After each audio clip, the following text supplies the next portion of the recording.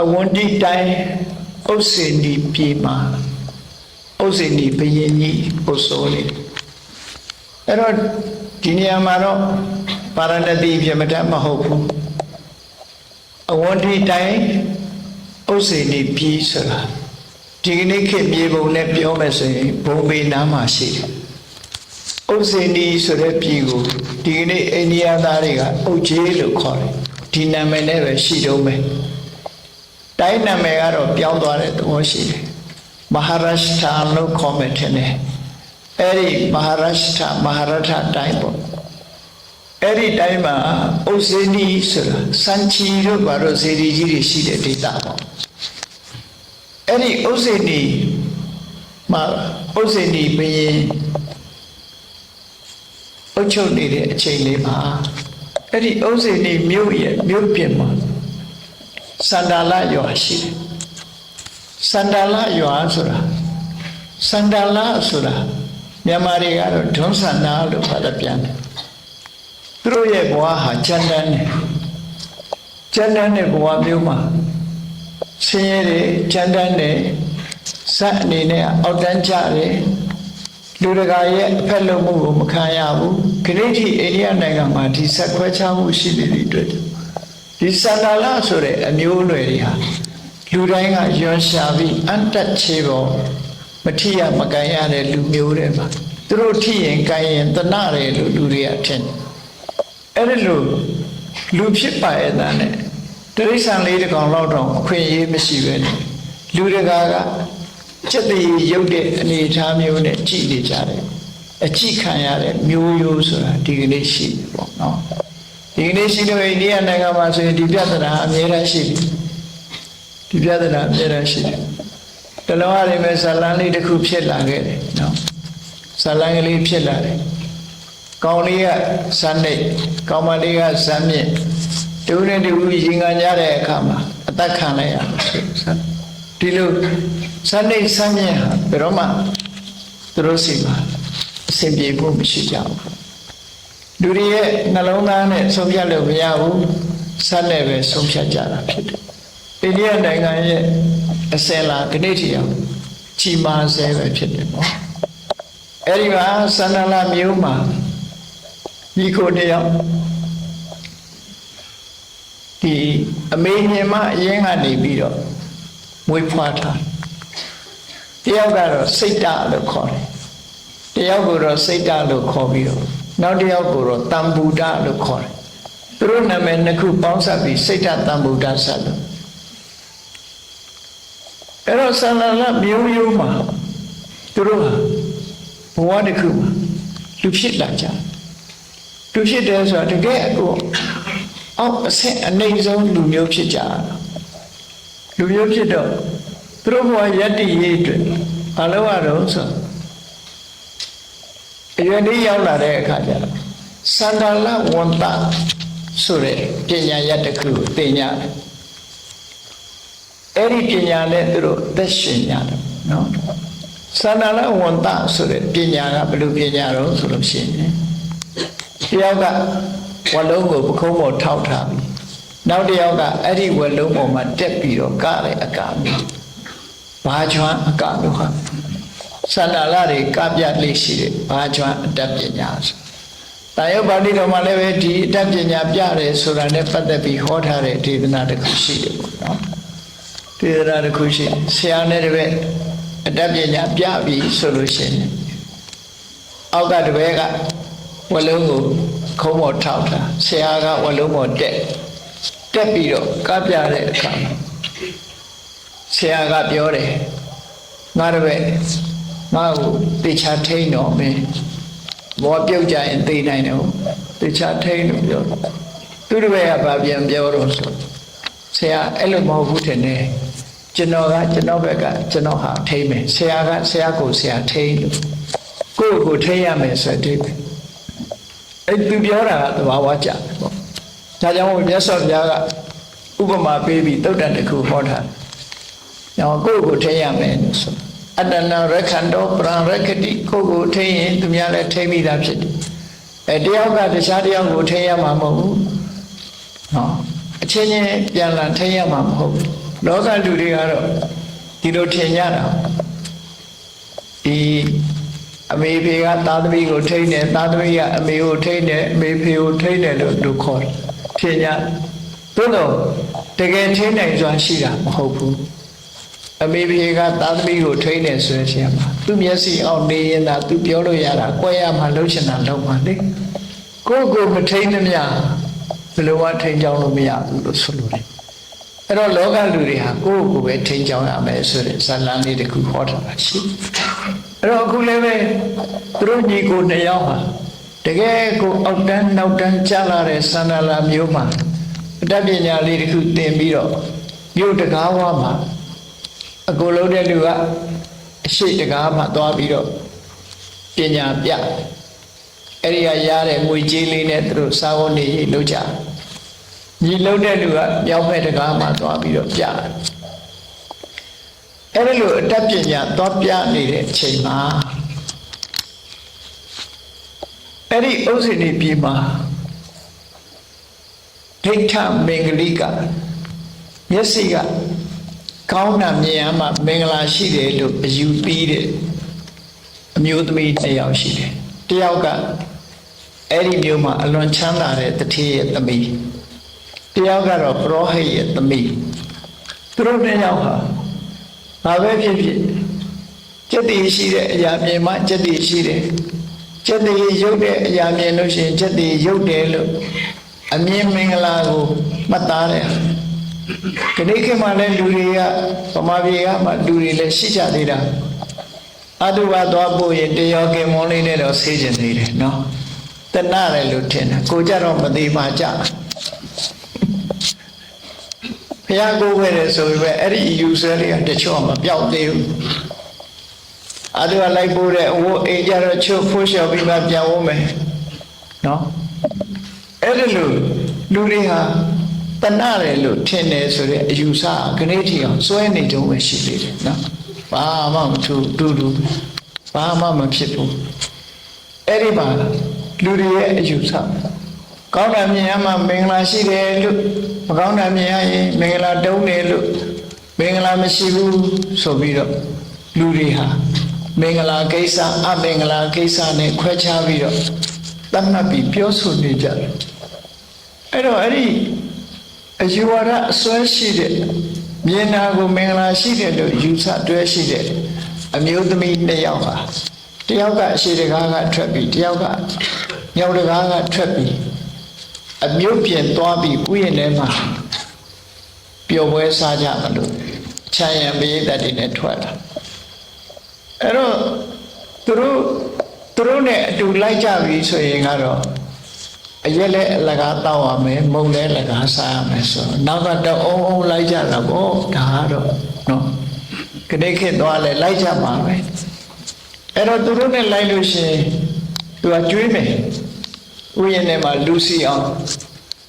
အဲ့တော့လိုက်ကြတယ်အလကားလည်းတောက်ရမယ်အလကားလည်းစားကြမယ်ဆိုလူအုပ်ကြီးကနောက်က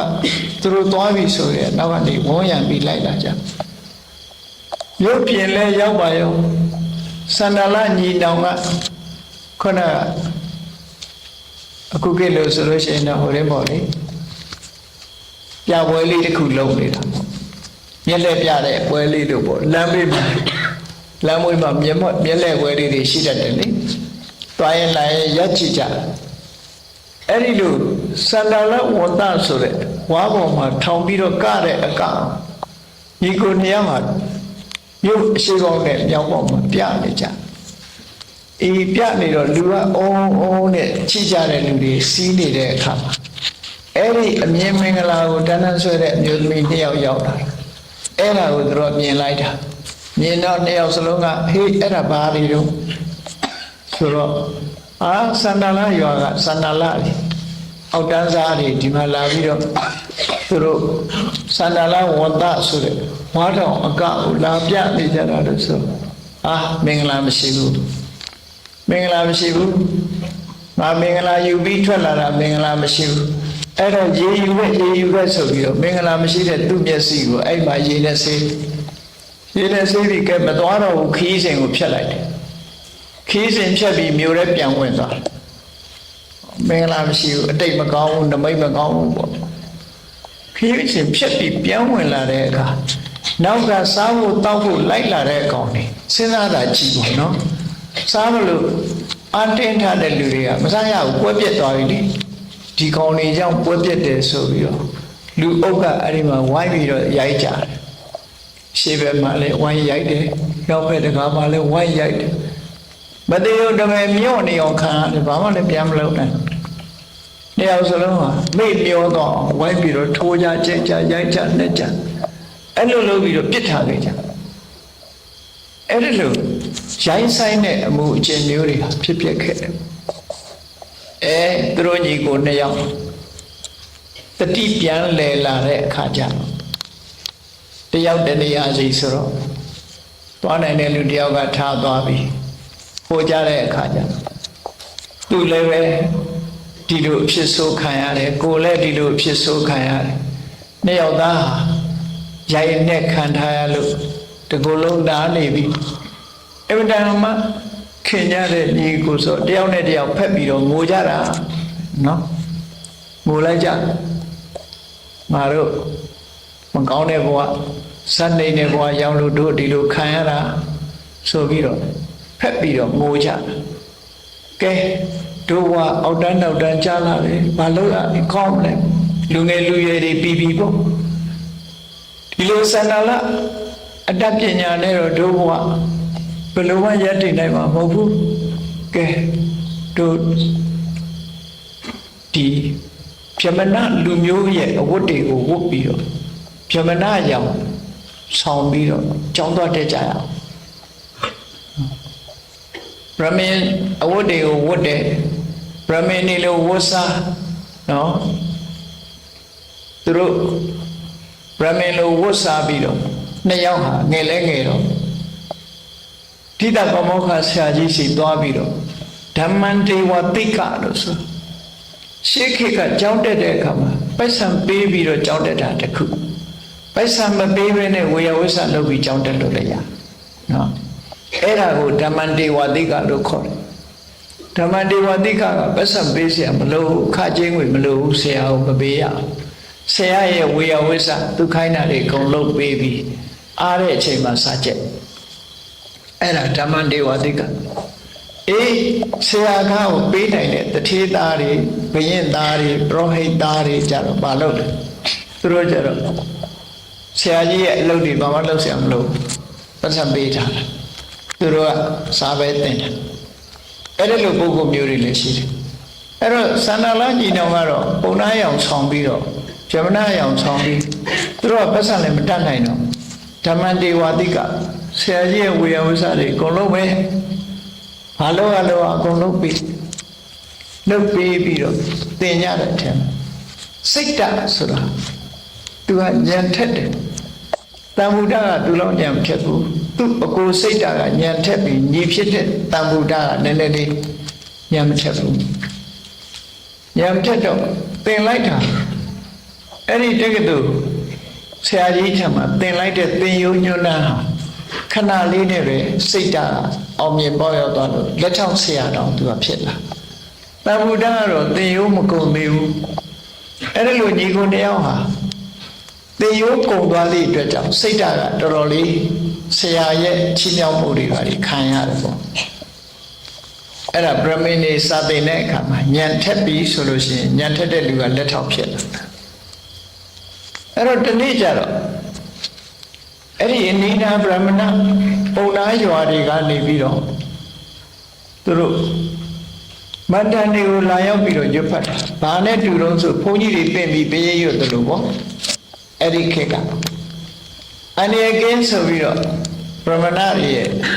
ချစ်ဖတ်ပွဲစီစဉ်တယ်သွားလူတွေကသူတို့ကိုကျွေးမွေးလှူဒန်းပြီးတော့ဗြဟ္မဏတွေကိုကျောင်းသားတွေကိုဖိတ်တယ်ဆရာကြီးနဲ့ကျောင်းသားတွေကိုဖိတ်တယ်အဲ့ဒီဖိတ်ပြီးနောက်တည့်သွားရမယ့်ညမှာဘာဖြစ်လဲဆိုမိုးရက်ကြီးကျယ်ရွာချတော့လမ်းမှာရှွတ်နေပွက်နေတယ်ဆိုဆရာကြီးကစိတ်ဓာတ်ကိုခေါ်ပြီးတော့နေ့ပြင်ကမိုးတွေနဲ့ရှွတ်နေပွက်တွေနဲ့ငါမလိုက်တော့ဘူးမင်းကောင်းဆောင်ပြီးတော့သွား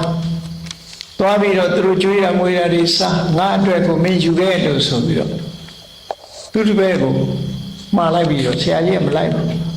မလိုက်တော့အဲ့ဒီစိတ်ဓာတ်ခေါင်းဆောင်ပြီးတော့သွားတာဟိုရောက်တယ်သူတို့ကလည်းဟန်ဆောင်ကောင်းကောင်းနဲ့ပရမင်းနေအောင်ဆောင်ပြီးတော့နေကြအားလုံးကလည်းသူတို့ရှိုးဝက်ချက်ကိုမသိဘူးလူဟာလူပဲလေအဲ့ဒီလိုနေရနေပြီးတော့အဲ့ဒီပွဲမှာသူတို့ကိုလုကနာထမင်းကျွေးမှာလူတွေကပူပူနွေးနွေးစားရအောင်လို့ဆိုပြီးတော့ကျောင်းသားတွေမရောက်ခင်ပြင်ပြီးတော့မထားဘူးသူတို့ရောက်လာပြီဆိုမှပူပူနွေးနွေးချပြီးတော့လုကနာထမင်းတွေချပြီးတော့ကျွေးမှာအဲ့တော့ကျောင်းသားတွေကလည်းရောက်လာရောလုကနာထမင်းကလည်းပူပူနွေးနွေးကြီးတွေအကုန်လုံးအဲ့ဒီမှာခွက်ကလေးတွေထည့်ပြီးတော့တယောက်တစ်ခွက်စီကုန်လိုက်ပြီးတော့ကျွေးမွေးတာပေါ့ကျွေးမွေးတဲ့အခါမှာ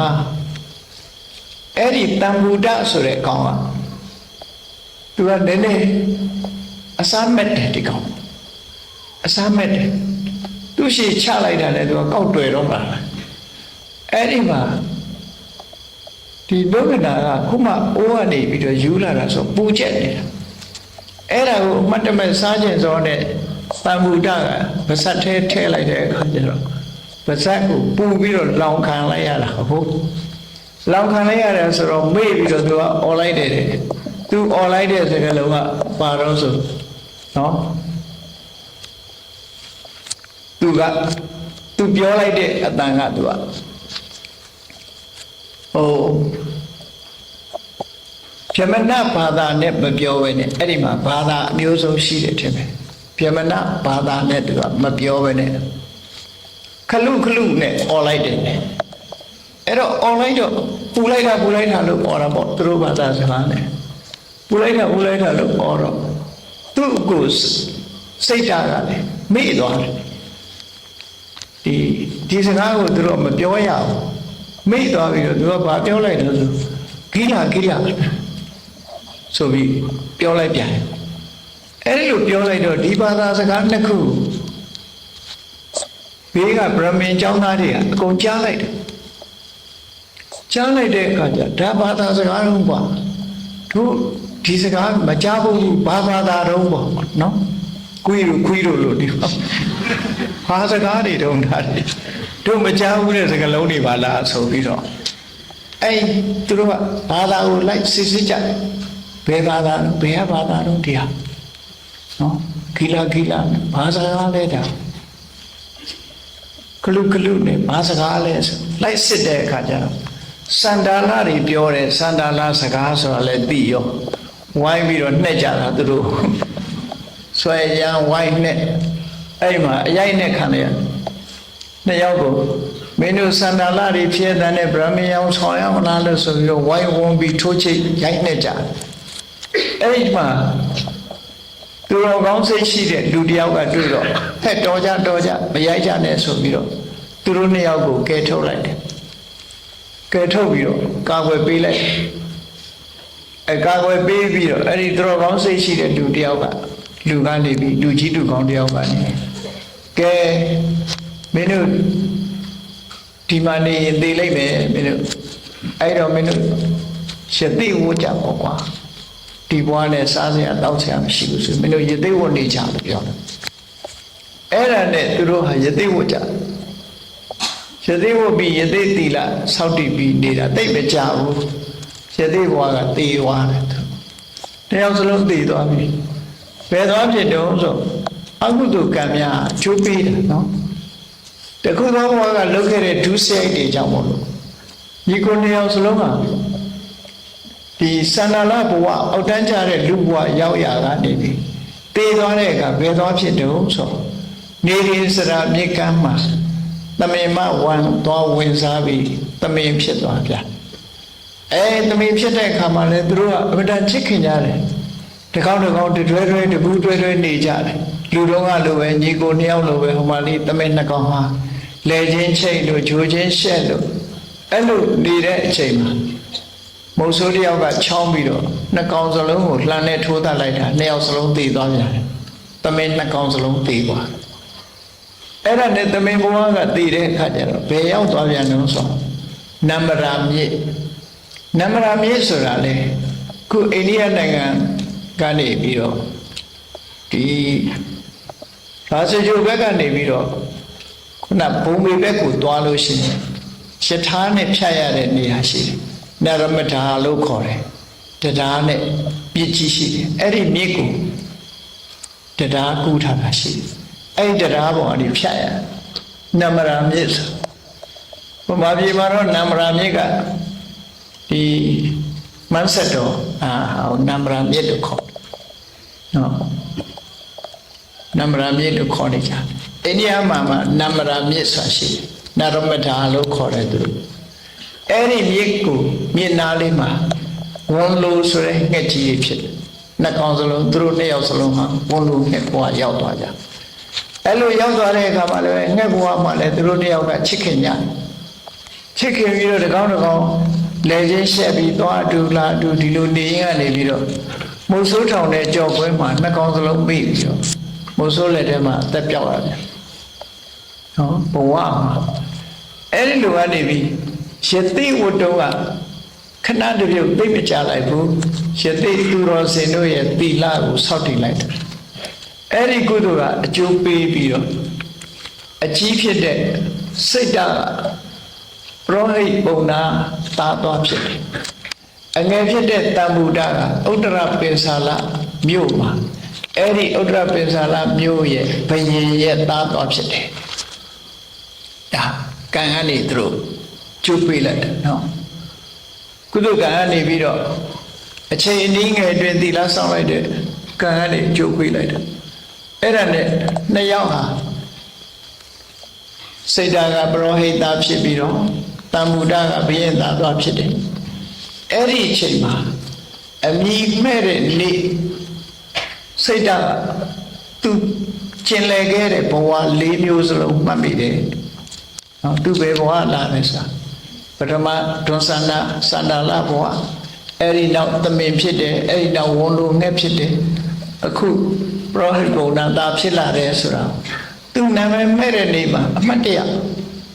သူကောင်းတဲ့မှာမှတ်မိတာတမ္ဗုဒ္ဓကတော့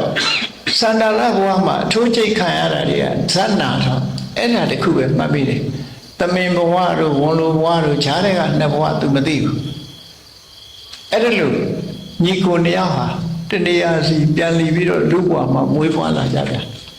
နော်ဒါကိုပြောတာကံတရားနဲ့တန်တရားဘဝတွေဆိုတာဒီလိုပဲဘဝတန်တရားမှာလူတွေဟာစုံကြီးဆန်းကြီးဖြစ်ပြီးတော့နေကြရတာပေါ့အဲ့ဒီမှာအရွယ်ရောက်တဲ့အခါကျတော့16နှစ်အရွယ်ရောက်တော့စိတ်တဆိုတဲ့ဒီမှာလည်းပဲသူ့ကိုစိတ်တလို့ပဲခေါ်တယ်စိတ်တပန္တိတပရောဟိယတာစိတ်တပညာရှိရတော့သူကတဏှာဝုကနေကာမဂုဏ်အာယုန်တွေကိုညီးငွေ့ပြီးတော့သူကယသိဝတ်သွားတယ်ယသိဝတ်ပြီးတရားဓမ္မအားထုတ်လိုက်တာသူကသံဃာပိညင်နေရတယ်သံဃာပိညင်နေရတော့အတိတ်အကြောင်းကိုကြည့်လိုက်တယ်အေးငါကြီးတမ္ဗုဒ္ဓဘယ်ပြဖြစ်နေပါလဲလို့ကြည့်လိုက်တော့ဥတ္တရပင်စာလမြို့မှာဘယင်သားဖြစ်နေတယ်ဆိုတာသူတွေ့တယ်တွေ့တော့သူနဲ့သွားတွေ့ဖို့စဉ်းစားတယ်စဉ်းစားရင်ကနေပြန်ပြီးတော့ခေါင်းထဲမှာပေါ်လာတယ်သူဟာပင်စာလဘယင်ကြီးမရှိတော့နိုင်ရဆန်သွားတဲ့အခါမှာတမ္ဗုဒ္ဓကဌိနဆက်ခံရတယ်ခုမှပဲသူဌိနဆက်ခံနေတယ်ခုချိန်သွားတွေ့လို့မတော်သေးဘူးပေါ့သူ့တရားဟောလို့ရမှာမဟုတ်ဘူးကာမဂုဏ်အာယုန်နဲ့ဘယင်သားဆိုတော့သူ့ကိုဆွဲထုတ်ဖို့မလွယ်သေးဘူးအဲ့တော့စောင့်လိုက်အောင်မယ်ဆိုပြီးနှစ်ပေါင်း90စောင့်သူ့ညီကိုသွားမတွေ့ပဲလေနှစ်ပေါင်း90စောင့်အဲ့တော့နှစ်ပေါင်း90စောင့်နေဆိုတော့သူတို့ဟာအနည်းဆုံးအသက်60 90လောက်ဖြစ်သွားကြမယ်ပေါ့ဒီရွယ်ထိအောင်သူစောင့်လိုက်တယ်စောင့်ပြီးတဲ့အခါမှာဒီအဲ့ဒီအချိန်မှာတမ္ဗုဒ္ဓဆိုတဲ့ဘုရင်ကသူထင်းနဲ့တက်တဲ့နေ့မှာသူအမြတ်လို့ဆုံးသချင်းတစ်ပုဒ်မင်္ဂလာသချင်းတစ်ပုဒ်ကိုရေးဆက်တယ်ရေးဆက်ပြီးတဲ့အခါမှာအဲ့သချင်းလေးပဲသူဆိုတယ်အဲ့ဘုရင်ကြိုက်တဲ့သချင်းဆိုပြီးတော့လူတွေကလည်းအလုံးတနိုင်ငံလုံးက အဲ့ဒီတစ်မျိုးလုံးကလူတွေကလည်းဘယင်ကြိုက်တဲ့သချင်းဆိုပြီးတော့အဲ့သချင်းကိုပဲဆိုကြတယ်ပေါ့ဒါကဒီထင်ရှားတဲ့လူတယောက်ကလှုပ်လို့ရှိရင်လိုက်လို့လို့ရှိတဲ့သဘောတရားပြောတာလူတွေရဲ့သဘောဟာအဲ့တိုင်းဝိုင်းပြီးတော့လိုက်လို့ကြတယ်အဲ့တော့သူဆိုတဲ့သချင်းလေးကအတိတ်တွေကဘာတော့လို့ဆိုတော့သူကပြောတာသချင်းလေးတစ်ပုဒ်သူ့ရဲ့ဒီနန်းတဲ့မင်္ဂလာမှာဒီသချင်းကိုသူကရေးဆက်ပြီးတော့စီစဉ်တာအဲ့တော့ပါဠိလိုဒီသချင်းရဲ့အဓိပ္ပာယ်ကိုဖော်ပြထားတာတော့တပ္ပန္နရဏံပပ္ပလံသုစိဏနာကမ္မုနာကိစ္စနာမောဂမတ္တိတဲ့နော်လူတွေဖို့ကိုလွတ်ခဲ့တဲ့ကောင်းစွာပြုလုပ်ခဲ့တဲ့ကံတရားတွေဟာအကျိုးရှိတယ်အကျိုးမပေးဘူးမဟုတ်ဘူးအကျိုးပေးတယ်ကိုလွတ်ခဲ့တဲ့ကောင်းတဲ့ကုသိုလ်ကံဟာနည်းသည်ဖြစ်စေများသည်ဖြစ်စေအကျိုးဖြစ်ထွန်းတယ်နကောမုနာကိစ္စနာမတ္တိမောဂမတ္ကိစ္စနာမောဂမတ္တိကံတရားဆိုတာဘယ်တော့မှအလကားပျောက်ပြက်သွားတာမရှိဘူးတဲ့လို့သည်မြတ်ကံတရားတွေဟာအကျိုးပေးတယ်ပတ္တမိတံဗုဒ္ဓံယထာနုဘဝံသကမ္မုနာပုံညလုပပန္နံငါကိုယ်တိုင်တံဗုဒ္ဓဆိုတာသူကိုယ်သူပြောတာတံဗုဒ္ဓဆိုတဲ့ငါကိုငါဟာကုသိုလ်ကောင်းမှုရဲ့အကျိုးကျေးဇူးကိုခံစားရပြီးအခုလိုဘယင်နဲ့မင်းဆိုးရစာဘဝရောက်လာတယ်ဆိုတာငါကိုယ်တိုင်လက်တွေ့သိရှိတွေ့မြင်နေရပြီဆိုပြီးတော့ကံတရားဆိုတာပျောက်ကွယ်သွားတာမဟုတ်ဘူးလုံးတဲ့မြတ်ကုသိုလ်ကောင်းမှုတွေကကောင်းကျိုးချမ်းသာရတယ်ဆိုတော့ဘယ်လိုလဲကိစီနုစိတ်တတပိဧဝမယဣဒောမနောတတယထာပိမရှံငါမှာအခုလိုဘယင်စည်းစိမ်မင်းစည်းစိမ်ကိုရရှိတယ်လို့ငါရဲ့ကိုယ်စိတ်ဓာတ်ရောဘယ်လိုများနေပါလဲသူ့အကိုတတိယတဲ့အနေနဲ့ငါရဲ့အကိုစိတ်ဓာတ်ရောသူ့ရဲ့စိတ်နှလုံးအလိုတွေမှာပြည့်မပြည့်ရလားသူရောကုသိုလ်ကောင်းမှုရဲ့အကျိုးနဲ့ဘာများဖြစ်နေပါလဲလို့အဲ့ဒီမိခွန်းအတိတ်ပဲပါတဲ့တခြင်းလေးတစ်ပုဒ်ကိုသူကအမြဲတမ်းသိဆိုလို့ရှိတယ်တနိုင်ငံလုံးဟာဒီတခြင်းကြီးပဲဆိုကြတယ်နှစ်ပေါင်း90ဆိုလာတဲ့တခြင်းဟာအဲ့ဒီနိုင်ငံမှာခေတ်စားဆုံးတခြင်းတစ်ခုပေါ့နော်ကံတရားကိုဖော်ညွှန်းထားတဲ့ဒီတခြင်းလေးတစ်ပုဒ်ကိုလူတိုင်းဆိုကြတယ်နှစ်90ပြည့်တဲ့အခါမှာဘုရားလောင်းစိတ်ဓာတ်ဒီပညာရှိကယသိကသွားပြီးတော့တွေ့ဖို့တော့အချိန်တန်ပြီလို့ဆိုပြီးကောင်းကင်ခရီးကနေပြီးတော့ဥဒ္ဒရပိဇာလမြို့ကဥယျာဉ်ထဲကိုကြွလာပြီးတော့ဥယျာဉ်ထဲမှာသတင်းသုံးတယ်သတင်းသုံးတဲ့အခါမှာအဲ့ဒီဥယျာဉ်ထဲမှာထင်းချောက်ကောက်ရင်းနဲ့ထင်းခွေတဲ့ကလေးတယောက်ကတခြင်းလေးတကြောကြောနဲ့ထင်းနေစုနေတာတွေ့သူဆိုတဲ့တခြင်းကခုနတခြင်းပဲဆိုတယ်နော်ကောင်းစွာကျင့်အပ်တဲ့လူတွေကောင်းစွာလုပ်ခဲ့တဲ့အလုပ်ရဲ့အလုပ်ဟာအကျိုးရှိတယ်ဆိုတာတွေ့ရတယ်ကံတရားဆိုတာဘယ်တော့မှအလကားဖြစ်မသွားဘူးအေးတန်ဗုဒ္ဓကိုကြီးမားတဲ့အစွမ်းတကူကုသိုလ်ကောင်းမှုကြောင့်ဘုရင်စီစဉ်ကိုရရှိလာတယ်စိတ်ဓာတ်မှာကောဒီလိုအခြေအနေတွေများရရလားဆိုတဲ့အတိပ္ပယ်ရှိတဲ့ဒီသချင်းလေးတစ်ပုဒ်ကိုဆိုတော့အဲ့ဒီစိတ်တပန္တိတယသိကနေပြီးတော့အဲ့ကလေးကိုလှမ်းခေါ်တယ်ခေါ်တော့သွားတော့မင်းဒီသချင်းရဲ့အဖြေကိုသိလားမိကုံးလေးလို့ဖြစ်တာစိတ်ဓာတ်ရောဒီလိုအခြေအနေရှိပါမလားဆိုတဲ့မိကုံးလေးကိုဒီသချင်းရဲ့အဖြေကိုမင်းသိလားဆိုမသိဘူးသိရင်မင်းဘယင်းရှိသွားရွတ်မလားဆိုရွတ်ပါမယ်အေးရွတ်ရင်တော့မင်းဆုရမှာပဲဆိုပြီးတော့သင်ပေးလိုက်တာနော်အဲသချင်းလေးရဲ့အဖြေဒါကိုသင်ပေးလိုက်တာအဓိပ္ပာယ်ကတော့တပ္ပန္နရဏံတပ္ပလံသုစနေလူတို့ရဲ့ကောင်းစွာကျင့်အပ်တဲ့ကုသိုလ်တရားရဲ့အကျိုးဆိုတာအားလုံးရှိတယ်တွေ့ရတယ်နကမ္မုနာကိစ္စနာမတ္တိမောကိစ္စနာမောဂမတ္တိကံတရားတွေဟာအလကားသာပြောင်းပြသွားတာတခုမှမရှိဘူးစိတ်တံပိဇာနာတိတထေဝဒေဝအရှင်မင်းမြတ်နော်စိတ်ဓာတ်ကိုလည်းအဲ့တိုင်းပဲသိပါဣဒောမနောတတ္တယထာပိတုံရှာ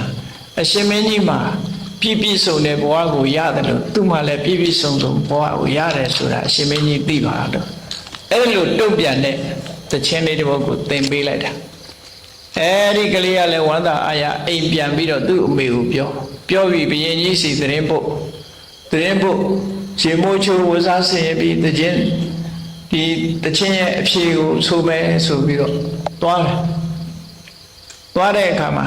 ဘုရင်ကြီးကိုသူကတဏှာဥတင်တဲ့ရှင်မင်းကြီးရဲ့တခြင်းကိုအရင်ဆိုပါကျွန်တော်မျိုးအဖြေတခြင်းကိုဆိုပါမယ်ဆိုပြီးတော့အမေးနဲ့အဖြေပေါ့နော်စိတ်ဓာတ်ရဲ့အကြောင်းဘယ်လိုနေသလဲဆိုတဲ့အမေးပါတဲ့တခြင်းကိုဘုရင်ကြီးကဆိုတဲ့အခါမှာသူကဒီအဖြေတခြင်းကိုဆိုလိုက်တယ်အဲ့လိုအဖြေတခြင်းကိုဆိုလိုက်တာ ਨੇ သူကချက်ချင်းဒီစိတ်ဓာတ်ရဲ့အကြောင်းကိုတော့ငါသတင်းရပြီဆိုပြီးတော့ဒီသဘောကျသွားတယ်နေပေါင်းမင်းအဖြေကိုငါသဘောကျတယ်မင်းကိုယ်တိုင်စိတ်ဓာတ်နဲ့တွေ့ခဲ့တာလားနော်မင်းကိုယ်တိုင်နောင်တော်စိတ်ဓာတ်နဲ့တွေ့ခဲ့တာလားသို့မဟုတ်သူများကနေတဆင့်ပြောတာလားလို့ဆိုစိတ်ဓာတ်လားပါလားတော့ကျွန်တော်မျိုးမသိပါဘူးတဲ့ယသိတူကကျွန်တော်ကိုသင်ပေးလိုက်တာပါတဲ့ဆိုတော့ဟာဒါဖြင့်ကောင်းပြီဆိုပြီးတော့ဒီအမတ်ကြီးတွေကိုအမိန့်ချပြီးတော့ချက်ချင်းသွားရအောင်ပြင်ဆင်ခိုင်းတယ်ဥယျာဉ်ကိုသွားပြီးတော့ချက်ချင်းသွားတွေ့မယ်ဆိုပြီးတော့ဘုရင်ကြီးကအားချင်းပြင်ဆင်ခိုင်းပြီးတော့ဥယျာဉ်ထွက်တယ်ဥယျာဉ်ထွက်တဲ့အခါကျတော့ဥယျာဉ်ထဲရောက်တဲ့အခါပြင်ဘက်မှာသူတို့စီးလာတဲ့ရင်တွေကိုထားပြီးရသေးထံချင်းကပ်ပြီးတော့သွားတယ်မြင်လိုက်တာနဲ့ပဲတန်တရားကခင်မင်မှုတွေပြန်ပြီးတော့ပေါ်လာလိုက်တာသူ့ကိုစိတ်ဓာတ်လို့မသိပေမဲ့လို့အထင်နဲ့ပဲပဲလို့သူဟာမြင်လိုက်တာနဲ့ခင်မင်စိတ်တွေဖြစ်လာနော်ခင်မင်စိတ်တွေဖြစ်လာပြီးတော့ဒီရသေးကိုချိုးနုံနဲ့သူအဲ့ဝပြုပြရစေဆိုပြီးတော့ယသိထိုင်ဖို့ပလင်းကြီးယူခဲ့ပါရီယူခဲ့နဲ့အကုန်လုံးစီမံဆောင်ရွက်ပြီးတော့ယသိကိုပြုစုတာပေါ့နော်ပြုစုပြီးတော့ယသိကြီးကိုဘာလုပ်တော့ဆိုရင်အခုဘုရင်ကြီးကသူပိုင်ဆိုင်တဲ့ဒီနိုင်ငံမှာနေပါတိုင်းပြည်ကိုနှစ်ချမ်းပြီးတော့သူတို့နှစ်ယောက်တူတူအုပ်ချုပ်ပါမယ်တိုင်းပြည်ကိုတပိုင်းစီခွဲပြီးတော့အုပ်ချုပ်မယ်မင်းလုပ်ကြမယ်လို့အဲ့ဒါလို့ဘုရင်ကြီးကိုသူဖိတ်ခေါ်တယ်နော်ဖိတ်ခေါ်လိုက်တဲ့အခါကျတော့ဘုရင်ကြီးကအဲ့လိုဖိတ်ခေါ်လိုက်တဲ့အခါစိတ်ဓာတ်ယသိကသူ့ဘာပြန်ပြောလဲတရားပြန်ဟောပြတယ်စိတ်ဓာတ်ယသိပြောတဲ့တရားတွေကဒိဋ္ဌဝမယံဒုစရိတတရာသအထောသူစိတ်နတ္တဝိပါကံအတ္တနာမေဝပฏิတယမိတ်တံနပထေယပုဒ္ဓပတုံထနံဝါသူကမင်းစိစိတ်ကိုလက်ခံဖို့အနှင်းတဲ့အခါမှာစိတ်ဓာတ်ရတဲ့ရှင်မင်းကြီးတဲ့ငါဟာဒုစရိုက်ရဲ့အကျိုးကိုလည်းကိုယ်တိုင်သိကြရပြီတဲ့သူစရိုက်ရဲ့အကျိုးတရားကိုလည်းငါကိုယ်တိုင်သိကြရပြီဟုတ်တယ်လေမကောင်းတဲ့ဒုစရိုက်တွေကြောင့်သူတို့ဟာဒွန်ဆန္ဒအိမ်မှာဒူသွားဖြစ်တယ်အဲ့ဒီမှာအရိုက်နဲ့တွေခံရပြီးဒုက္ခတွေကြီးကျယ်ရောက်ခဲ့တယ်နော်ဒုစရိုက်ရဲ့အကျိုးအဲ့ဒီဒုစရိုက်အကျိုးကအပိမတတ်သေးဘူးအပရာပရိယဝေရဏိယကံနဲ့သမင်းဘဝပို့လိုက်သေးတယ်တိရိစ္ဆာန်ဘဝပို့လိုက်တဲ့အခါမုတ်ဆိုးရဲ့လက်ချက်နဲ့အသက်ထွက်ရပြန်တယ်တခါသမင်းဘဝပို့လို့အားမရဘူးငှက်ဘဝကိုတခါပို့လိုက်ပြန်တယ်ငှက်ဘဝမှာလည်းပဲမုတ်ဆိုးရဲ့ကြော်ခွင်းနဲ့မိပြီးအသက်ခံလိုက်ရတယ်အဲ့ဒါဒုစရိုက်ရဲ့အကျိုးတရားတွေကိုသူကိုယ်တိုင်ခံစားသိရှိခဲ့ရပြီတဲ့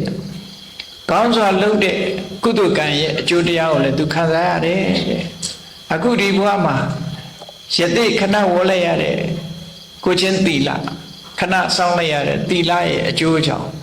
အခုဟာသူဟာပရောဟိတဖြစ်ပြီးတော့လူဘဝမှာချမ်းသာဒုက္ခရရှိတယ်အဲ့ဒါကိုလည်းသူသိရှိထားတယ်ပေါ့ဒါကြောင့်မလို့အတ္တနာမေဝပฏิတံယမိတ်တံ အဲ့ဒီစီစဉ်ဥစ္စာတွေသူမလို့ခြင်းဘူးတဲ့ကိုယ့်ကိုယ်ပဲကိုချင်းတီလာကောင်းအောင်ထိမ့်သိမ်းရှောက်ရှောက်တော်မယ်နပတိဗုဒ္ဓပတုံဒနဝါသာသမီလည်းမလို့ခြင်းဘူးနော်စီဝါဥစ္စာတွေလည်းမလို့ခြင်းဘာမှမပိုင်ခြင်းဘူးတဲ့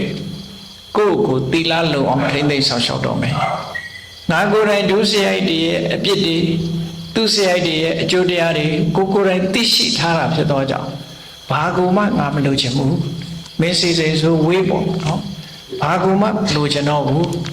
ကိုချင်းတိလာကိုကဒါအမြတ်တလို့ဆောင်ရှောက်မယ်တဲ့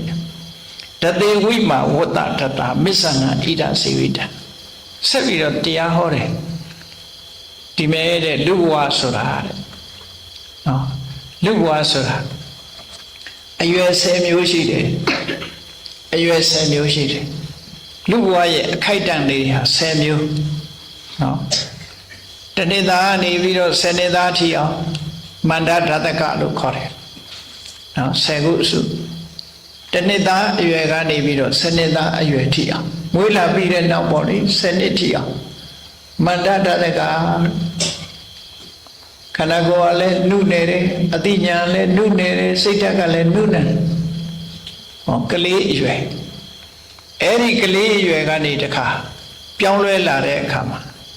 17နှစ်ကနေပြီးအသက်20ထိအောင်ကြတော့ခိဋ္ဌာဓာတက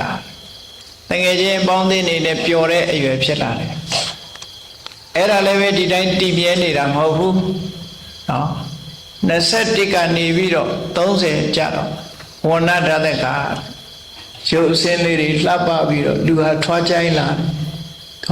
တယ်အသားရည်တွေစုပ်ပြေးလာတယ်အဲ့ဒါလည်းကြာရှည်မခံဘူးစနစ်ပြည့်တာနဲ့နော်31ကနေ40ရောက်လာတဲ့အခါမှာဗလဓာတကခွန်အားတွေတောင့်တင်းလာတယ်အဲ့ဒီရွယ်ကလည်းပဲကုံဆုံးသွားတဲ့အခါမှာ41ကနေပြီးတော့50ပညာဓာတကပညာအရာမှာစင်ချင်းဆန်းဆန်းလှုပ်တဲ့အရွယ်ရောက်လာအေး51ကနေ60ကျတော့အားလုံးဟာပြန်ပြီးတော့ကျလာတယ်ဟာနိဓာတက51ကနေ60ဆိုအကျပိုင်းရောက်လာတယ်အဲ့တော့ကျတဲ့အခါမှာတော့မြန်မြန်ကျတာရှိတယ်နှီးကျတာရှိတယ်ပေါ့နှီးကျတဲ့လူတော့အရွယ်တင်တယ်လို့ချီးမွမ်းကြတာပေါ့နော်အဲ့တော့51ကနေ6နဲ့ကအကျပဲအတိုးမရှိဘူးအဲ့ဒါကိုဟာနိဓာတကလို့ခေါ်တယ်61ကနေ80ကျတော့သူကပပ္ပါရဓာတကလမ်းသွားရင်ကိုင်းတိုင်းဖြစ်လာပြီနော်ကိုင်းတိုင်းဖြစ်လာအဲ့ဒီလို80ကနေပြီးတခါ81ကနေပြီး80ရောက်လာတဲ့အခါကျတော့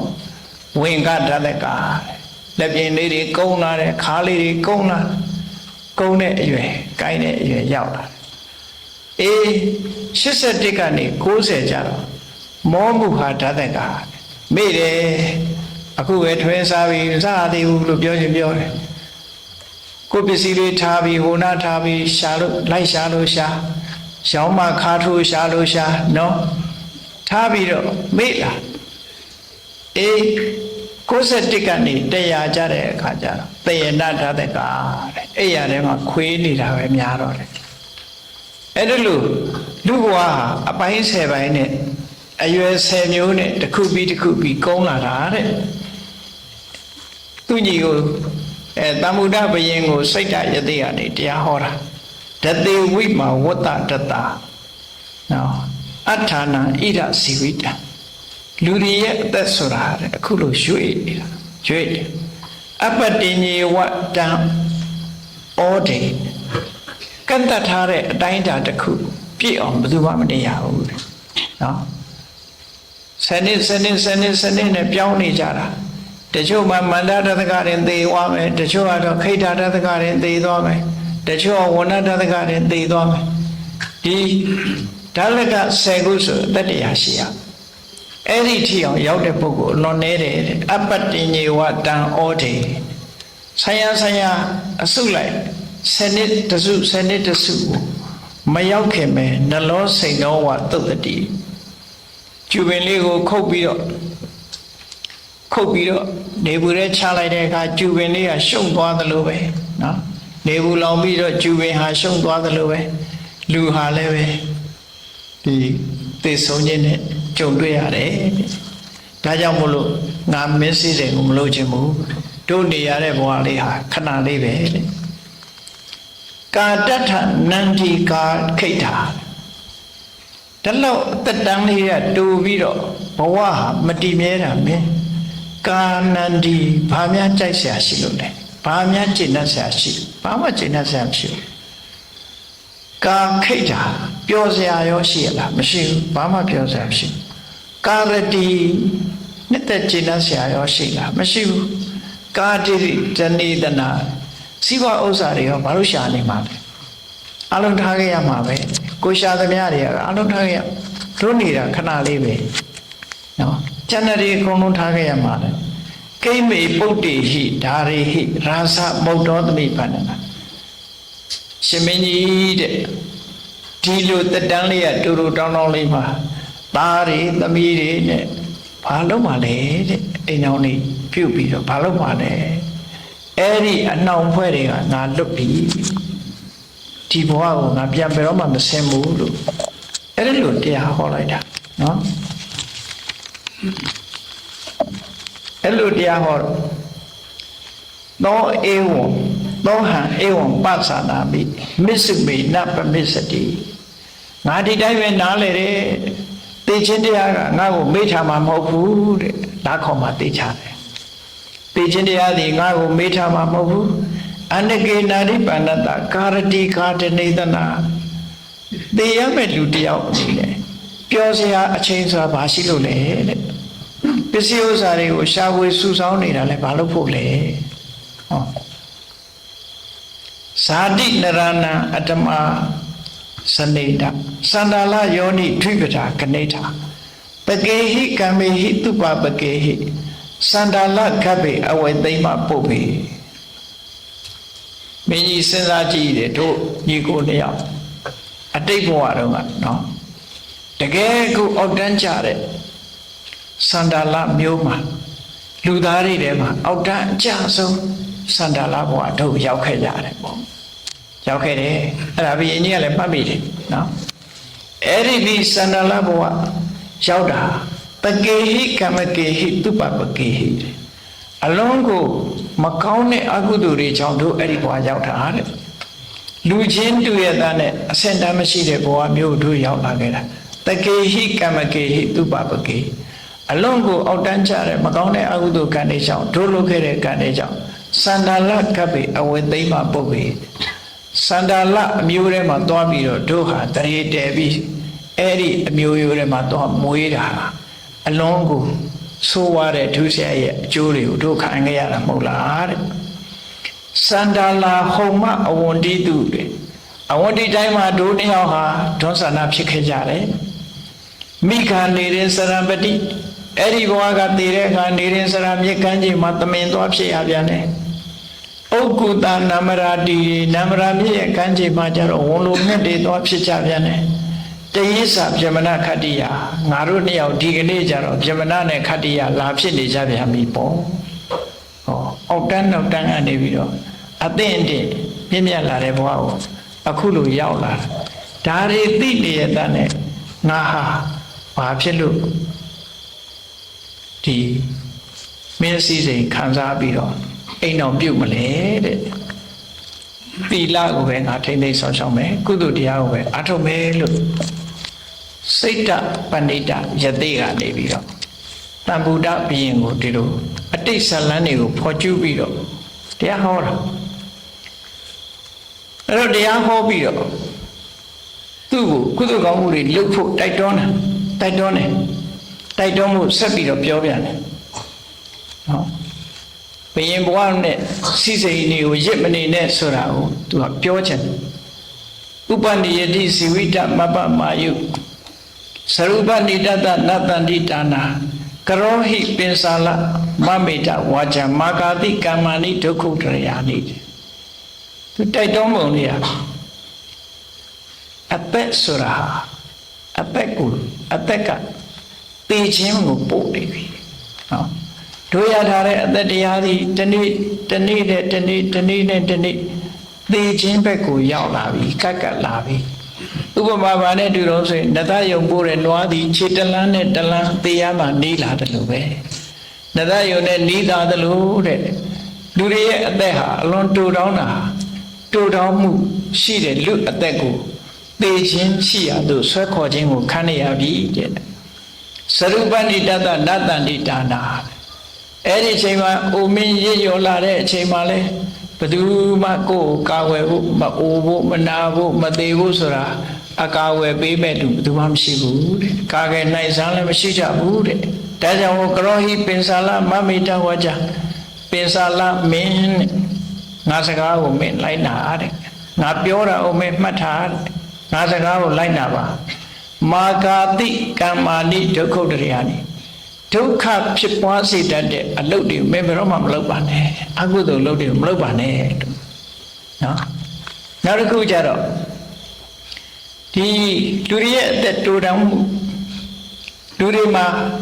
တဖြည်းဖြည်းအိုးလာတာတို့သေတာတို့အကာအကွယ်မရှိဘူးအဲ့ဒါကိုထုတ်ဖို့ပြောပြီးတော့မာကာတိကမ္မာနိဒုက္ခပလာနိဆင်းရဲတဲ့အကျိုးထုတ်လို့မဲ့ကံတရားတွေအကုသိုလ်ကံတွေမလုပ်နဲ့တဲ့မာကာတိကမ္မံရသတိတာနိကိလေသာမျိုးတွေကိုဖြစ်ပွားစေတတ်တဲ့ကိုယ့်ရဲ့ခေါင်းပေါ်မှာကိုယ့်ရဲ့တဏ္ဍာမှာကိလေသာမျိုးမုံတွေကျဲတဲ့အလုပ်တွေကိုမလုပ်ပါနဲ့တဲ့နောက်ဆုံးသူပြောလိုက်တဲ့စကားဥပနိယတိဇီဝိတမပ္ပမာယုဝဏံစရဟန္တိနရတဇီယတိနော်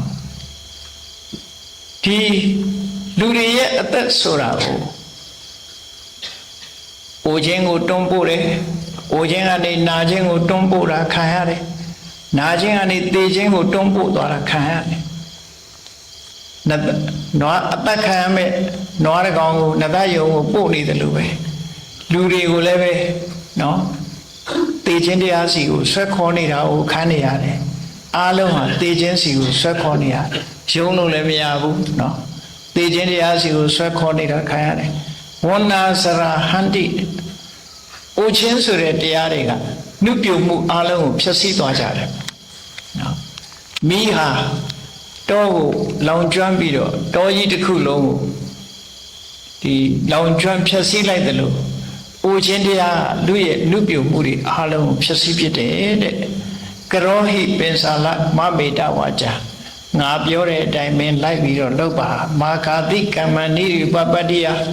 ငရဲကြမဲ့အကုသိုလ်လုပ်တွေကိုမင်းမလုပ်ပါနဲ့ငါပြောတဲ့စကားနားထောင်ပါလို့စိတ်တယတိကအတိတ်ဘဝကသူ့ညီနော်ဒီဘဝမှာတော့သူတို့ဟာညီကိုမတော်ကြဘူးသို့တော့အတိတ်ဘဝကသူ့ညီဆုံးမတာဆုံးမတဲ့အခါကျတော့ကြည့်တယ်နော်ဘုရင်ကြီးကဘာပြန်လျှောက်တုံးဆိုအတ္တာဟိသစ္ဆံဝဆနံတဝေတံရှင်သိပြောတဲ့စကားဟာမှန်ပါတယ်တဲ့ဟုတ်တယ်သိရမယ်ဆိုတာမှန်ပါတယ်တဲ့ဒုတိယယထာဣတိဘာတတိယောဧဝမေတ္တာရှင်သိပြောတဲ့အတိုင်းလောကမှန်တယ်တဲ့မှန်တယ်ကာမသမေတန္တိအနပ္ပရူပတေထုဆနာမာရိတေနဘိက္ခုအရှင်ဘုရားတဲ့တပည့်တော်ပိုင်ဆိုင်တဲ့ဟာတွေကနဲတာမှမဟုတ်တာဟာတဲ့တပည့်တော်အနေနဲ့အဲ့ဓာတွေကိုစွန့်ပစ်ဖို့ခက်တယ်ဗျာဘယင်ယာတုလည်းစွန့်ပစ်ဖို့ခက်တယ်မိသားစုကိုလည်းစွန့်ဖို့ခက်တယ်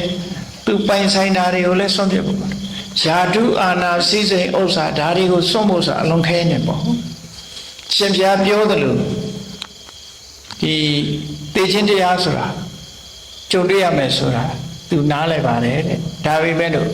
တွေးလိုက်တိုင်းကြောချမ်းစရာဒါတွေစွန့်ရမယ်ဆိုရင်သူဘယ်လို့မှမစွန့်နိုင်ဘူးတဲ့ဥပမာမဲတဲ့ညွန်းထဲမှာနစ်နေတဲ့ဆင်ကြီးတစ်ကောင်ဟာထိုညွန်းကနေရုံးထွက်ဖို့ရခက်တယ်လို့ပဲအဲ့တော့ညွန်းဆိုတာစဉ်းစားကြည့်တော့တကယ်တောနဲ့ကြီးတွေထဲမှာကြည့်လိုက်လို့ရှိရင်တော့မြက်ခင်းပြင်ကြီးလို့ဘာလို့ထင်ရတယ်အဲ့ဒီထဲမှာအမတ်တမဲ့ဆင်းမိလိုက်လို့ရှိရင်လှုပ်လေမြုပ်လေလှုပ်လေမြုပ်လေပဲရုံးထွက်လို့မရတော့အဲ့ဒီလိုညွန်ဘွက်အိုင်ကြီးတွေတောကြီးတွေထဲမှာရှိတတ်တယ်ပေါ့အဲ့တော့မစင်မကျင်သွားရှောက်လန်းလိုက်လို့ဆင်တကောင်ဟာအဲ့ဒီညွန်နဲ့ကျသွားလို့ရှိရင်တဖြည်းဖြည်းမြုပ်နောက်ဆုံးမှသိဆုံးသွားတာရုံးထွက်လို့မရတော့နှုံနဲ့မြုပ်တယ်ဆိုတာအဲ့ဒါမျိုးပြောတာနော် တော်ထဲမှာရှိတဲ့ညွန့်ဘွက်ကြီးထဲမှာမြုပ်သွားအပေါ်ယံကြည့်လိုက်ရင်မြက်ခင်းကြီးလိုရှိတယ်သူကမြက်ပင်နေပေါက်နေတယ်အဲ့ဒီလိုသူဟာလည်းပဲကာမဂုဏ်အာယုန်တွေကယုံထွက်နိုင်စွာမရှိပါဘူးတဲ့ဒါကြောင့်ဖြစ်နိုင်တာလေးတခုသူမာစာပါဘာလို့ဆိုရင်ယထာပိမာတာသပိတာသပုဒ္ဒံအမေနဲ့အဖေကသူ့သားကိုကျင်နာတဲ့နှလုံးသားနဲ့ဆုံးမဩဝါဒပေးတယ်လို့တဲ့နော်အနုတာတရေကိန္တိဒုက္ခိဝေယဘယ်လိုနေသင့်တယ်ဘယ်လိုထိုင်တယ်ဘယ်လိုနေမှချမ်းသာဒုက္ခရမယ်ဆိုတဲ့ဆုံးမဩဝါဒပေးတယ်လို့တဲ့ဧဝံပိမံတွန်အနုတတဗန္တိအရှင်ဘုရားလည်းပဲတပည့်တော်ကိုအဲ့ဒါလို့ဆုံးမပါတဲ့ယထာစိရံပစ္စဒုက္ခံဘဝေယံတမလွန်ဘဝမှာတပည့်တော်ဘယ်လိုကောင်းရသူအတိဘုံလေးရောက်နိုင်တယ်ဘယ်လိုချမ်းသာဒုက္ခရောက်နိုင်တယ်ဆိုတာလေးကိုတပည့်တော်နီလံပေးပြီးတော့ဆုံးမဩဝါဒပေးခဲ့ပါတဲ့အရှင်ဘုရားလို့ယသိဝဖို့ဆိုတာမဖြစ်နိုင်သေးဘူးလို့ပြောတာနော်အခုလေကြည့်ပါလားမေးကြည့်သင်္ကန်းဝကြမလားဆိုရင်မဖြစ်သေးပါဘူးနော်အဲ့တော့ရုပ်မထွက်နိုင်သေးဘူးလို့ဆိုတယ်နော်ရုပ်မထွက်နိုင်သေးဘူးဆိုတော့စိတ်ဓာတ်ရဲ့သေးကြီးကဘာပြောတော့ဆိုပြန်ပြီးတော့ပြောတယ်နောစေတုဝံဥဒဟေစနေနာကာမေဣမေမာနုတကေပဟတောဟုတ်ပြီဒီလူဘဝမှာရရှိထားတဲ့စိစိမ်ဥစ္စာယာဓုခုံသိမ့်တွေကိုမင်းရှင်မင်းကြီးမစွန့်နိုင်ဘူးဆိုလို့ရှိရင်တဲ့ဘာလုပ်ရမလဲဓမ္မိန်ပလိပဋ္ဌပယံတုရာသအတ္တမကာရောတဝမာဟုရတိဆုံးမလားအခွန်ကောက်တဲ့အခါမတရားပဲနဲ့အခွန်မကောက်နဲ့တဲ့တိုင်းပြည်သားတွေပေါ်မှာမတရားတဲ့အခွန်ကောက်တွေနဲ့မကောက်နဲ့တဲ့မင်းဆိုရာဇာတွေရှေးထုံးတိုင်းပဲ10ဘုတ်တဘုံအခွန်ကောက်တာမျိုးပေါ့နော်10ဘုတ်တဘုံဆိုတာစဘာ10တင်းရရင်တည်း10ဘုတ်တဘုံပဲအခွန်ကောက်ပါတဲ့ထုံတန်းစင်လာရှိတဲ့အတိုင်းသာလုပ်ပါတရားသဖြင့်ပဲအခွန်ကောက်ပါအတ္တမကာရောတဝမာဟုရထေတေမင်းကြီးရဲ့နိုင်ငံမှာတဲ့အစင်လာလိုက်တာကျင့်သုံးတဲ့တရားဓမ္မတွေမတရားမှုတွေရှင်မင်းကြီးရဲ့နိုင်ငံမှာမဖြစ်ပါစေနဲ့အဲ့ဒါအလွန်အရေးကြီးတဲ့အဆုံးအမချက်ပဲသူကနော်မတရားမှုတွေဖြစ်စေတဲ့စကြဝဠာမင်းကြီးကသူ့သားကိုယာဓုလွှဲအပ်တဲ့အခါသူကပြောတော့တာမာတိတာတဝိစီတေအာရမကာရောပုတိထာငါသားမင်းနိုင်ငံမှာမတရားမှုတွေမဖြစ်စေနဲ့အဲ့ဒါကိုမင်းနိုင်အောင်ထိန်းဒါမှားတယ်နော်အခုလည်းပဲစိတ်ဓာတ်ချက်သေးကနေပြီးတမ္ဗုဒ္ဓဘုရင်ကြီးကိုမှားတယ်ဟောတမ္ဗုဒ္ဓဘုရင်ကြီးကိုအတ္တမကာရောတဝမာဟုရထေသင်နိုင်ငံမှာတဲ့တရားမဲ့လောက်ရည်မဖြစ်စေနဲ့ပါတရားဥပဒေနဲ့ဆန့်ကျင်တဲ့လောက်ရည်မဖြစ်စေနဲ့နောက်တစ်ခါဒုတာဝိဒဝန္တိထိတာစတတောနိမတကသမဏဗြဟ္မဏနာတိအနိနပဏိနဥပဋ္ဌာတုစတေနသေနာသနပစ္စေနဝဋ္ဌေနသေနာသနပစ္စေနသာအရာလေးကနာကိုဒီတမန်တော်တွေလွှတ်လိုက်ပါတဲ့သူတော်ကောင်းတွေရှိတဲ့နေရာတွေကိုရှာဖွေပြီးတော့အဲ့ဒီသူတော်ကောင်းတွေကိုပင့်ဖိတ်ပါပင့်ဖိတ်ပြီးတဲ့အခါမှာသမင်းခဲပွဲအဖျော်ရမကနေစရာထိုင်စရာတွေနဲ့သူတို့ကိုလှူပါတမ်းပါသူတော်ကောင်းတွေရှိတဲ့နေရာတွေကိုလိုက်လံထောက်လန်းစုံစမ်းဘယ်နေရာမှာသူတော်စင်တွေရှိတဲ့သူတော်စင်တွေကိုရှေ့ရတော့ရှားတယ်ပေါ့နော်သူတော်စင်တွေကိုလိုက်ရှာပြီးတော့အဲ့ဒီသူတော်စင်တွေကိုလှူပါတမ်းပါတဲ့အနိနပဏိနပတနာစိတ်တော်တန်တပယသမဏပြမနိစာအကျင့်ကောင်းတဲ့သမဏပြမနာတွေကိုတဲ့သမင်းအဖျော်စသည်ဖြင့်ကြည်နူးတဲ့သရာစိတ်နဲ့လှူဒန်းမှာပိကံမှာဓတဝါစဘုရဝါစယထာနုဘာဝအနိတိတောသက္ကမုပိတိဌာနံကိုရလာတဲ့ပစ္စည်းဥစ္စာဆိုတာတဲ့လှူလဲလှူစားလဲစားကိုယ်အတိုင်းတာတစ်ခုလေနော်စားဖို့ကြီးပဲမကြံနဲ့တဲ့လှူလဲလှူစားလဲစားကိုယ်စွမ်းအားရှိသလောက်အဲ့ဒါလို့ကုသိုလ်ကောင်းမှုလည်းလုပ်မယ်ဆိုရင်အနိတိတောတဲ့လူလောကမှာလည်းပဲအခက်ရမခံရဘူးတဲ့ မခံရတဲ့အပြင်တည်တဲ့အခါမှာတက်ကမုပိဋိဌာနကောင်းရတုတိဘုံကိုရောက်ပါတယ်အဲ့ဒီတိုင်းလိုက်နာကျင့်သုံးပါလို့ဒီလိုပြောတာနော်ဆုံးမပြီးတော့တတိပေးစကားလေးတခါဆိုခဲ့သေးတယ်ရှင်မင်းဆိုတာမျိုးကစိစိတ်ဥစ္စာတွေနဲ့ယာတုအာနာနဲ့အလုံးကမှန်ပါဖျားဆိုပြီးတော့ထားတော့ပြန်မပြောရတဲ့ပုဂ္ဂိုလ်ဆိုတော့မာမနာတွေမေလျော်မှုတွေဖြစ်တတ်တယ်ပေါ့နော်အဲ့တော့သစေသတံရာဇမထောတဟေယနာရိကနေဟိပရိစာရယန္တံဣမမေဝဂါထမနတိကရောဟိဘာတိတိစေနံပရိတာယမစ္စေငါဂါထာတစ်ပုဒ်ပေးခဲ့မယ်တဲ့ဂါထာတစ်ပုဒ်ပေးခဲ့မယ်ရှင်မင်းကြီးတဲ့နော်မောင်မမိတ်တန်ချာယံပိတတ်တွေနဲ့စံပယ်ကွန်မြူပြီးတော့နေတဲ့အချိန်မှာမှန်ရစ်မှုတွေများကိုယ်စိတ်ထဲမှာပေါ်ငါကွငါလိုရင်ရှိသေးလားလို့ဆိုပြီးတော့ကိုယ့်ကိုယ်အထင်ကြီးတဲ့စိတ်ဝင်လာလို့ရှိရင်တဲ့အခုသင်ပေးတဲ့ခါတာလေးကိုနှလုံးသွင်းလိုက်ပါတဲ့နော်သင်ပေးထားတဲ့ခါတာလေးကိုနှလုံးသွင်းလိုက်ပါပရိသတ်ကြားထဲမှာလည်းအဲ့ဒီခါတာလေးကိုမပြတ်ရွတ်ပြပါကိုယ်ခဲလူတွေကတော့ကိုပြောက်ဂါထာတို့ဘာတို့ကြတော့လိုချင်တယ်ဟောနော်ကိုပြောက်အောင်အဲ့တော့ဒီဂါထာလေးကိုရေးပေးထားတာကြက်ချင်ရင်လည်းဒီဂါထာလေးကြက်ထားဒီဂါထာလေးရဲ့အဓိပ္ပာယ်ကဘာတော့ဆိုသူကဘဝကိုမမေ့ဘူးသင်ပေးထားတယ်အဘောကပတယောသန္တုဝဇန္တယာခိရပါယိတောပရိကိဏောသူဝါနေဟိသစ္စာရာဇာတိဥစ္စတိဒေါသနာဘဝတုန်းကသူတို့နေစရာအိမ်မရှိဘူးနော်အမိုးအကာမရှိတဲ့နေရာမှာခြုံကြားလေးတွေမှာထိုးပြီးဒီတိုင်းနေကြတယ်နော်အဘောခါတာလွင်ပြင်မှာနေရတာခွေးတွေနေတယ်လို့ပဲတပင်ရိပ်လေးအောက်မှာအဲ့လိုနေကြတယ်သူ့ဘဝအဘောကတတယောသန္တုဝဇန္တာခိရပါယိတောအမေကတောထဲမှာရှာသွားတဲ့အခါကျတော့ခွေးတွေနဲ့အတူတူခွေးတအုပ်မကြီးရဲ့နှုတ်ကိုစုပြီးတော့ခွေးလေးတွေနဲ့တူတူမြေကြီးပေါ်မှာအိတ်ခဲ့ရတာတဲ့ဒွန်းဆန္ဒဘဝမှာနော်အဘောကတတယောသန္တု